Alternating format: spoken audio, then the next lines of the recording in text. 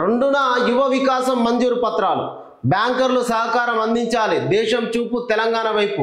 Oil form సాగు రుణాల విషయంలోనూ ఉదారంగా వ్యవహరించాలి. 12,600 కోట్లతో ఇందిరా సౌరగిరి స్కీమ్ అమలు. రాష్ట్ర స్థాయి బ్యాంకర్లతో భేటీలో డిప్యూటీ సీఎం బట్టి విక్రమార్క. రాజీవ్ యువ వికాసం పథకానికి ఎంపికైన 5 లక్షల మంది లబ్ధిదారులకు వచ్చే నెల 2వ తేదీన మంజూరు పత్రాలు అందజేయనున్నట్టు డిప్యూటీ సీఎం బట్టి విక్రమార్క తెలిపారు. అందుకు రాష్ట్రంలోని బ్యాంకర్లు సహకరించాలని కోరారు.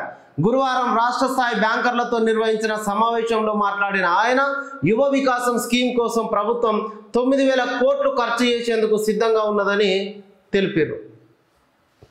పరిశోధనలో అవినీతి, పెస్టిసైడ్స్ రీసెర్చ్ పేరుతో మోసం, ఐసీఎంఆర్ నిధులు దుర్వినియోగం చేసిన ఎన్ఐఎన్ సైంటిస్టులు, మోసపూరిత జర్నల్స్ ప్రచురితం, శాస్త్రీయ నియమాలు సూత్రాలకు విరుద్ధం, ఆర్టీఐ ద్వారా వెలుగులోకి అక్రమాలు, ఆధారాలతో సహా నిరూపించిన సెంటిగ్రో చర్యలకు కేంద్ర మంత్రి జేపీ నడ్డాకు వినతి. పురుగు మందులపై పరిశోధన పేరుతో కొందరు శాస్త్రవేత్తలు నిధులు దుర్వినియోగం చేస్తున్నట్లుగా ఆరోపణలు వస్తున్నాయి. ఐసీఎంఆర్ ఫండ్స్తో ఎన్ఐఎన్ సైంటిస్టులు రీసెర్చ్ పేరిట ప్రచురించిన జర్నల్స్ నకిలీ తప్పుడు సమాచారంతో నిండి ఉన్నాయని ముంబైకి చెందిన సెంటిగ్రో అనే స్వచ్ఛంద సంస్థ పేర్కొన్నది. సమాచార హక్కు చట్టం ద్వారా వివరాలను సేకరించి ఆధారాలతో సహా ఈ అవినీతిని బయటపెట్టింది. ఇవి తప్పుడు సమాచారంతో జర్నల్స్ ఈ మొత్తం పెస్టిసైడ్స్ పేరుతోటి తయారు చేసి రైతులు నిండా మునుగుతారు.